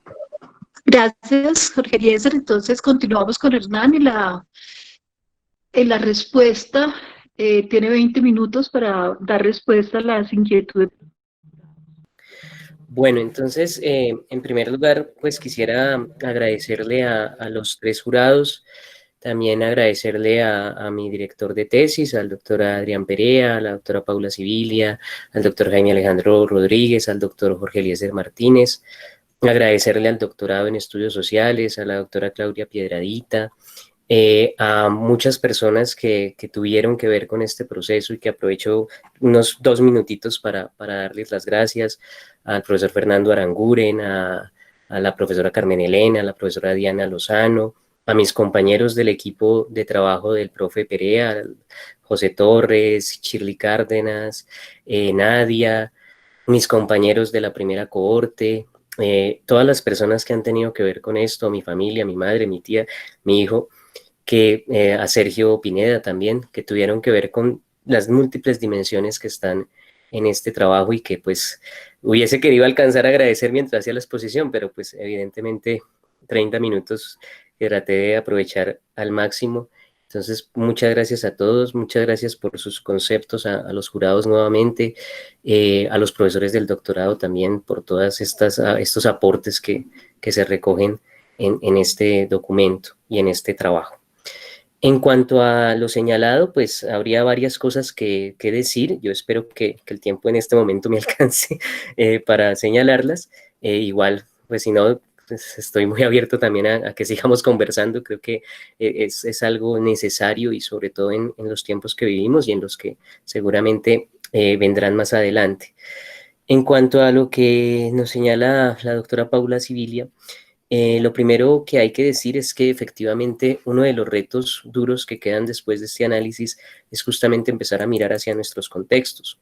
En nuestros contextos, efectivamente, el trabajo a nivel genético, en el texto genético, se ha realizado sobre todo en los cultivos transgénicos, y allí ofrece también otro campo analítico increíblemente interesante. Es muy curioso cómo en Colombia el año pasado se produjo una variedad de maíz sin patente, y cómo eso se puede convertir en un ejercicio para leer y para revisar lo que ocurre en ese caso, en ese esquema de alimenticio que se conecta con la cuestión transgénica. En Latinoamérica, y particularmente en Brasil, me encontré con varios casos muy interesantes de compañías biotecnológicas que trabajan, por ejemplo, en la producción de esas quimeras de las que hablaba la doctora Paula, y que tienen que ver con quimeras de mosquito, que han sido alterados en 2 códigos y que les permite ser un sistema de control de plagas. Es decir, una serie de elementos que empiezan a diseñar la vida directamente. Pero también hay que señalar que en casos como los latinoamericanos aparecen unas oleadas de estos desarrollos tecnológicos.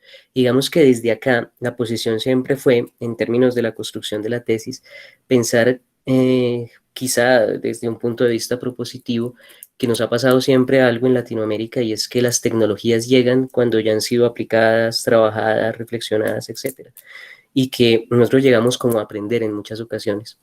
Y como ha pasado con las tecnologías digitales, terminamos cayendo en la trampa de resultar en consumidores de tecnología sin darnos cuenta ni siquiera que somos consumidores.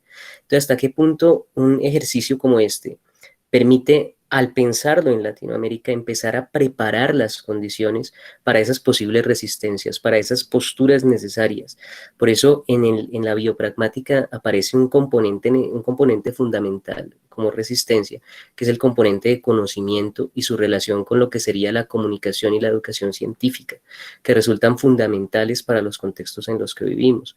En una época como la que estamos, para conectar esto también con la siguiente cuestión de lo pandémico, una pregunta muy seria que habría que hacerse en nuestros contextos es si podemos identificar en nuestras prácticas cotidianas qué es eso que somos en tanto que sujetos genéticos, en tanto que sujetos biológicos, en tanto que codificaciones moleculares, y cómo ese conocimiento se puede convertir también en el ejercicio que permita leer con claridad qué es lo que nos está pasando.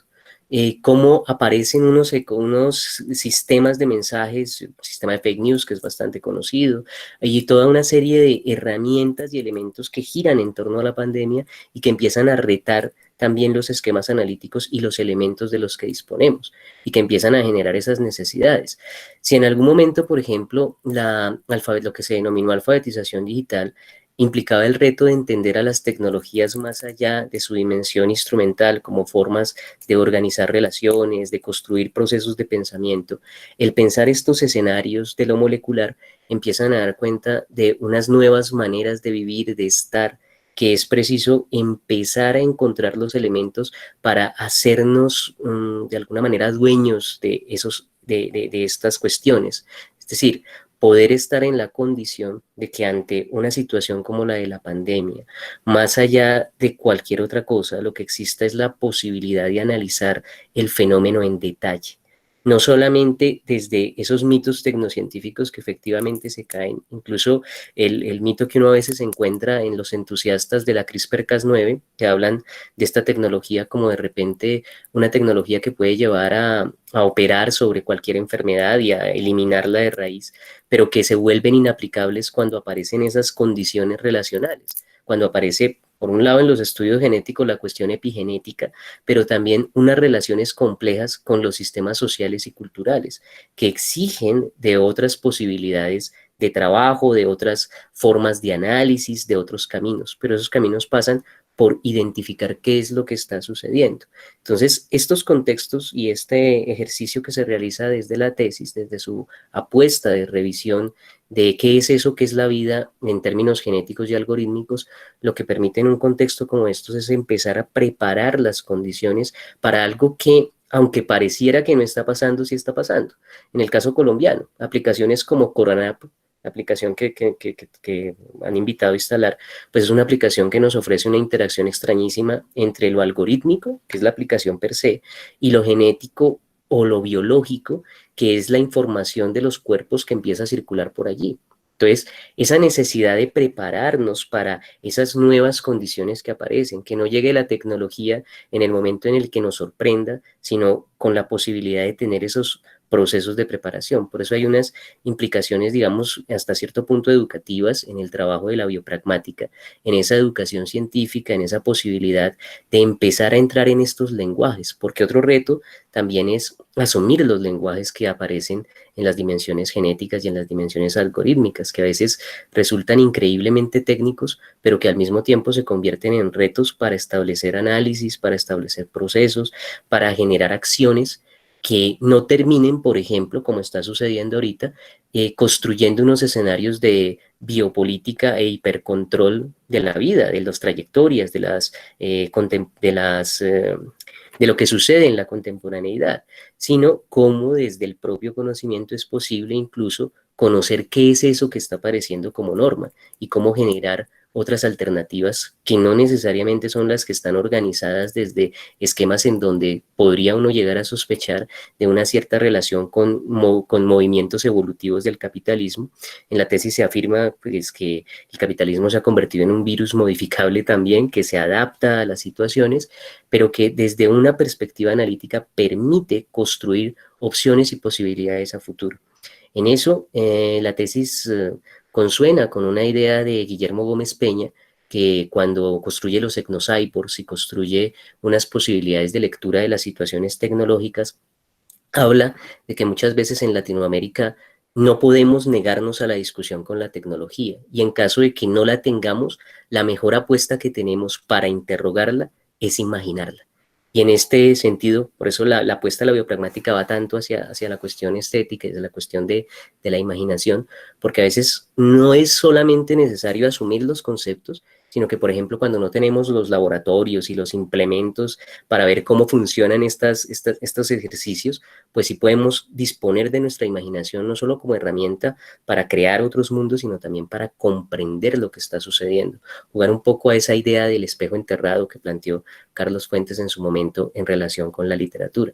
Y por eso, pues, la importancia de que esto no sea únicamente en un nivel de abstracción, sino también en un nivel de prácticas, de interacciones y de interrelaciones, por eso la idea de información relacional, con todas esas otras condiciones que se viven en diferentes contextos. Por ejemplo, volviendo otra vez tanto a Latinoamérica como a la cuestión de la pandemia, lo que sucede actualmente en el caso del Amazonas colombiano y cómo eso se convertiría en un reto también analítico para un esquema como estos. Es decir, cómo aparecen múltiples niveles, un nivel biológico, genético, somático, que es el nivel de los cuerpos de los sujetos, pero también unos niveles culturales, económicos, políticos, de migración, de esta frontera que se vive traspasando todo el tiempo en los movimientos de quienes viven en Leticia y que ofrecen ese reto a este tipo de análisis a mirar no solo lo más avanzado tecnológicamente, que sería desde luego el sistema algorítmico que permite dar cuenta de cuántos casos, sino también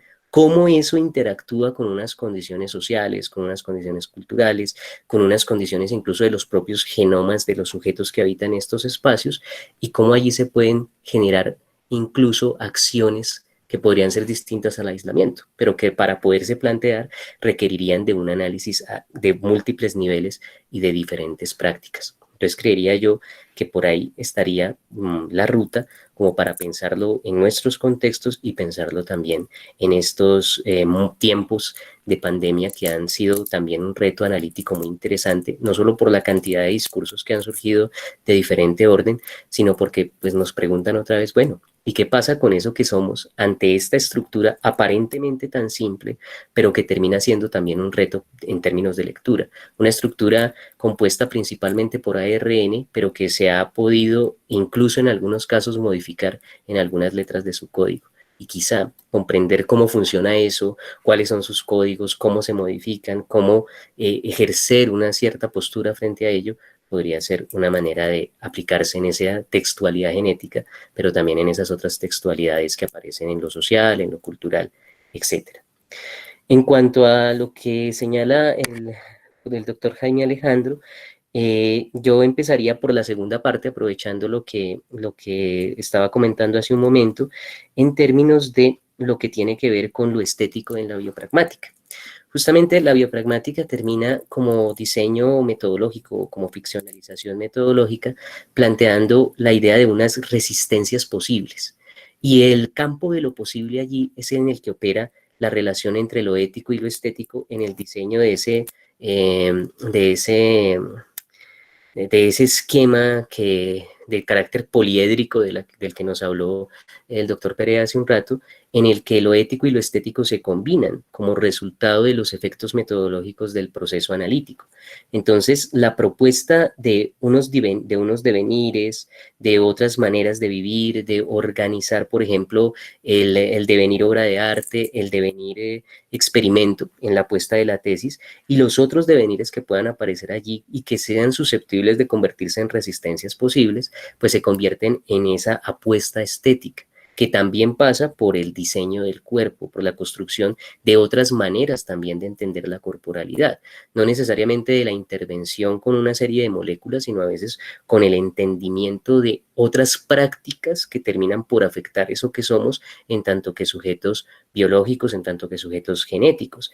Entonces ahí estaría justamente ese carácter estético, ese carácter de diseño, de construcción, de apostarle a hacer otro cuerpo como resultado del análisis. Entonces, al ver cómo funcionan estos agenciamientos, encontrar los fragmentos, los signos partícula, cómo reconstruirlo de otra manera, cómo generar esas posibilidades de nuevas composiciones, y composiciones que no solamente están en la composición individual, sino también en la composición con otros.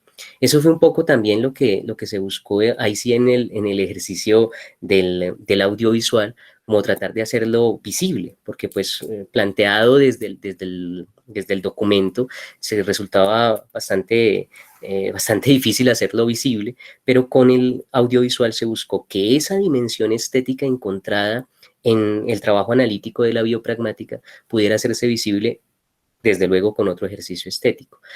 Quizá teniendo uno un laboratorio o alguna cosa así, podría uno pensar en llevarlo ya no solo en el plano de lo ficcional audiovisual, sino ya en el plano de la experimentación propiamente en el canon de las ciencias naturales, por decirlo de alguna manera. Entonces, ese carácter estético efectivamente está en esa apuesta por otras maneras de vivir que necesariamente requieren de un ejercicio creativo, de un ejercicio creador, de un ejercicio que se reconoce en un constante trabajo, porque justamente lo que aparece allí en la idea del ser siendo, que pues, es una idea que también ha sido bastante conocida y que ha sido trabajada en diferentes perspectivas ontológicas, lo que conlleva es justamente a tener esa tarea de estar en ese constante trabajo, en ese ejercicio de sí, en ese viaje de sí que se plantea como apuesta dentro de la tesis, y que es un viaje de sí dentro de los límites.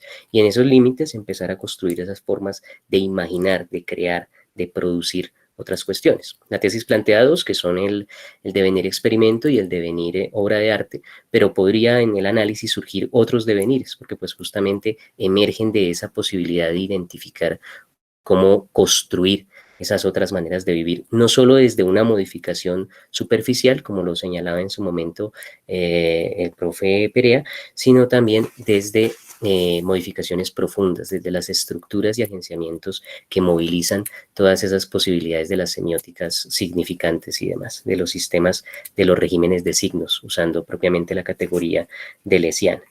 Eso lleva, pues, evidentemente a una conversación con varios esquemas analíticos que han surgido. Aquí, pues, conectaría un poco también con las preguntas que ha hecho el doctor Martínez. Conversaría, desde luego, con la cuestión antropológica de Levy.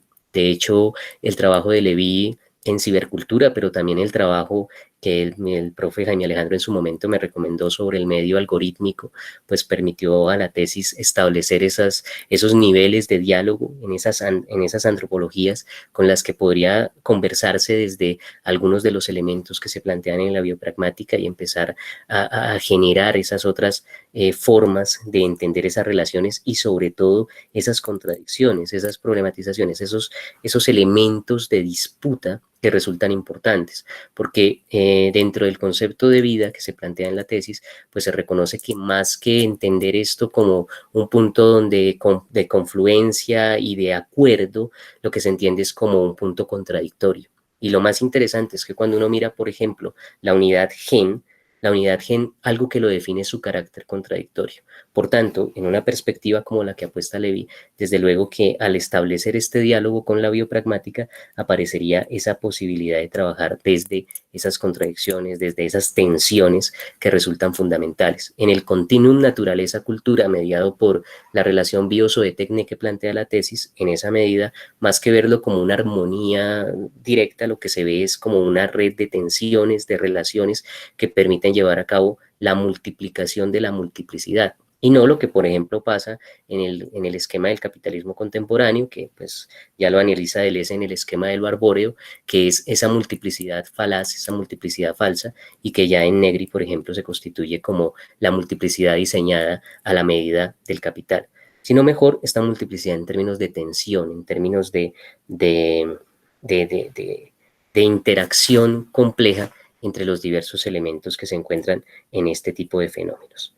En esa medida, pues ahí aparecen los diálogos también con Deleuze. Creo que en la tesis ese influjo es bastante evidente en términos de unidades analíticas y de procesos, y la idea de que esas tareas esquizoanalíticas, desde la destrucción que nos señalaba el profe Martínez hace un momento, pues se convierten en una especie de traducción o una especie de versión en el nivel práctico de la biopragmática. Digamos que al analizar el texto genético y el texto algorítmico, por eso aparecen dos unidades centrales, dos unidades analíticas centrales, una que es el límite y la otra que es el intersticio, que surge justamente de una metáfora biológica, como lo señalé en su momento. En 2018 se descubre un nuevo órgano, que es el intersticio, que recubre todo el cuerpo y que no se había visto, y que de repente puede hacer visibles dentro de las condiciones específicas de las textualidades genéticas y algorítmicas o genético-algorítmicas, como las que circulan en los procesos de edición genética, posibilidades para que esas tareas se materialicen a través de la apuesta práctica que realiza la tesis. Entonces, la idea es también ese establecimiento de ese diálogo con ese influjo de Deleuze. De hecho, la biopragmática, como lo he señalado tanto en el texto como en la exposición, debe su concepto de pragmática a la idea de pragmática en el esquizoanálisis, que es muy diferente, por ejemplo, a la idea de pragmática en el trabajo de Austin y Searle, o a otras apuestas de lo que sería la pragmática.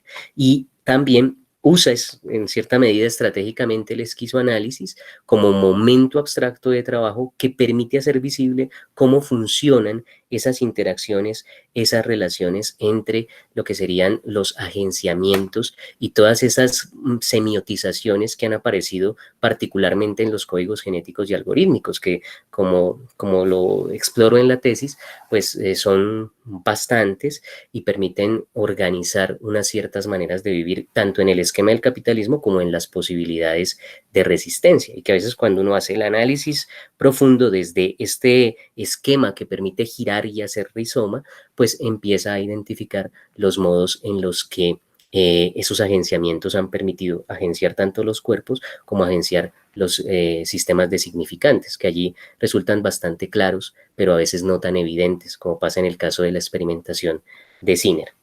Asimismo, para cerrar pues con las preguntas del profe Martínez, también en esos diálogos aparece el diálogo con la etopolítica de Rawls. Rawls también fue una perspectiva ontológica que dialoga con la apuesta de la biopragmática, dialoga en el reconocimiento que hace en un texto de 2017, en un documento que se llama La salud inalcanzable, con una serie de condiciones a considerar como condiciones de las sociedades contemporáneas. Él nos habla allí de la molecularización, la optimización, la subjetivación, el conocimiento especializado y la bioeconomización. Y son condiciones con las que una propuesta como la biopragmática consuena. De hecho, la idea de que la vida como información no es del todo suficiente es tomada textualmente de Políticas de la vida de Rawls, pero la idea de empezar a generar otras formas de moverse, otras formas de práctica, se distancia un poco de la apuesta etopolítica, como también se distancia, por ejemplo, de la idea de revolución molecular en Guattari, pero eso no le quita ni un ápice la posibilidad de establecer convergencias, establecer relaciones, establecer concepciones, como por ejemplo se podría hacer con la zoopolítica de Braidotti y con otra serie de apuestas que han venido apareciendo, o la política afirmativa también en el caso de Braidotti, que han venido apareciendo últimamente y que de repente estamos en un cierto impulso por las mismas preguntas, y es cómo han aparecido una serie de modificaciones, de transformaciones en las corporalidades y en las subjetividades que están exigiendo, como también Deleuze lo dijera en su momento, la tarea urgente de crear conceptos, pero también de construir sobre todo alternativas metodológicas, porque a veces pareciera ser que las perspectivas críticas terminan solamente en mostrar una serie de interpretaciones y no en plantearse qué hacer, hacia dónde movernos. Y la biopragmática, pues lo que plantea es un qué hacer desde el hacer, desde la acción justamente de la praxis. En esa medida, en la relación entre lo lo que tiene que ver con la crítica, las ficcionalizaciones, las eventualizaciones, pues hay que señalar que en el caso de la eventualización, el acontecimiento central que se trabaja es la aparición de la relación de unos textos genéticos y algorítmicos, que son los textos que terminan por organizar un cierto diseño de cuerpos. Eso se constituye en el acontecimiento central, no es un acontecimiento nuevo, inicia con el descubrimiento del genoma, se le agrega todo el desarrollo de la IA y todo lo que tiene que ver con algoritmos genéticos, con deep learning, con machine learning, que empiezan a integrarse y a generar lo que hoy sería esa codificación genético-algorítmica, donde, por ejemplo, para hacer un trabajo de edición con CRISPR-Cas9, pues usas unos algoritmos muy complejos que te determinan la secuencia genética y así puedes hacer el corte preciso, que es altamente falible, sí. Por eso, digamos, el cuestionamiento desde la bioética al trabajo de He Jiankui, porque hizo su edición, pero las otras condiciones que aparecen allí no se tienen en cuenta. Entonces, el hecho de que una intervención de este orden resulte tan compleja y que no solamente está ligado a lo genético y a lo epigenético, sino a toda otra serie de condiciones como lo social, lo cultural, lo histórico incluso, pues se convierten en la eventualización, en el acontecimiento desde el cual se construye la perspectiva problemática. Y ahí aparece esa problematización que es, si esto está sucediendo, pues es necesario construir un concepto de vida. Entonces, ¿cómo podría construirse un concepto de vida? Un aspecto metodológico. Entonces aparece la biopragmática en su ficcionalización metodológica y al lado de eso una opción de resistencia, porque desde luego que en el esquema del capitalismo avanzado, llegar a lo molecular permite que los sistemas de control y de diseño sean cada vez más tecnificados y, ¿por qué no?, en esa abolición del espacio que aparece, como lo señala Negri, en las condiciones de las sociedades contemporáneas, también una mayor posibilidad de invisibilidad, que es un poco lo que aparece, digamos, en el trabajo de Dunia con CAC, como CAC está ahí, su genoma está ahí, y es visible porque pues, es una obra estética que tiene por propósito que sea visible, pero si él hubiese querido, no habría sido visible. Entonces, como para llegar a esos análisis, a esos ejercicios, es necesario la construcción de una apuesta que sea a la vez teórica, metodológica y práctica, que es justamente la tesis de la tesis, que es construir una apuesta que es teórica, metodológica y práctica, que para este caso se denomina biopragmática, y hacerlo desde esa ficcionalización, desde esa posibilidad de proponer conceptos, pero también de proponer métodos, herramientas analíticas e invitaciones a la acción desde esa relación entre lo estético y lo ético como opción no solamente de analizar un problema, sino de llevarlo a la práctica cotidiana en la posibilidad de construir nuevos modos de vivir ante un esquema de capitalismo avanzado que ya también está fabricando desde hace tiempo y hoy con mayor contundencia modos de vida para el capital. Esa sería pues la reflexión, espero haberlo realizado dentro del tiempo y pues agradecerle mucho a los tres jurados, también a las personas que nos han acompañado en este espacio de conversación académica y de interacción. Muchas gracias a todos y a todas. Gracias, Hernán. Entonces, continuamos con la deliberación de los jurados. Tendremos 15 minutos para esta deliberación. Bueno, muy bien. Entonces, después de la lectura del respectivo documento de tesis, realizar su revisión y escuchar la sustentación de la mencionada tesis, los jurados conceptuamos lo siguiente. Se concluye con una propuesta de investigación no solamente innovadora, sino también ordenada y consecuente con los contextos sociales contemporáneos, comprendiendo dentro de sí varios elementos antropológicos, informáticos, biológicos y bioéticos, con un carácter de crítico convergente, ficcional y experimental, lo cual genera como resultado una tesis seria y pertinente para el análisis de las coyunturas actuales, empleando un estilo comunicativo bastante fluido y claro. Se propone también, por parte del jurado, la posibilidad de que esta investigación pertenezca a una serie de publicaciones por parte del doctorado. La decisión final del jurado es que la calificación del presente trabajo de grado sea laureada. Listo. Felicitaciones de nuevo, Hernán. Creo que con esto concluimos. En mi calidad de profesor del doctorado en estudios sociales y de director de la línea en subjetividad, diferencias y narrativas, quisiera decir que este ejercicio es una materialización de un conjunto de apuestas éticas y políticas del doctorado siendo pioneros en este campo, debemos reconocer que inicialmente la interacción crítica-ficción-experimentación lucía un poco abstracta. Parecía como si no pudiera encarnarse en una investigación social, pero pues el ejercicio que acaba de plantear Hernán y este magnífico trabajo de investigación hace visible cómo podría organizarse una posibilidad entre muchas. Hay muchísimas posibilidades de establecer esa conexión entre crítica, ficción, experimentación que se convierten en el núcleo del doctorado. Les agradecemos de nuevo a la gentil participación de Paula Sibilia como jurado internacional, el trabajo sistemático del doctor Jaime Rodríguez, quien también había hablado con nosotros antes en una presentación inicial de la socialización de este proyecto, a Jorge Martínez, que nos ha acompañado desde el principio en este proyecto de configuración de análisis social, y a todas las personas que se han conectado. Les agradecemos mucho que puedan difundir este ejercicio analítico que tiene por objeto servir como herramienta propositiva también en el orden de unos elementos del presente. Extender mi felicitación a todo el doctorado, a la Universidad Distrital, a la Facultad de Ciencias de Educación, por habernos permitido este espacio que hoy se materializa en este ejercicio. Muchas gracias a todos y felicitaciones, Hernán. Muy bien hecho. Muchas gracias por estar aquí presentes, los jurados, los estudiantes, los profesores del doctorado, y creo que seguiremos entonces aquí por mucho tiempo en esta labor. Un abrazo a todos.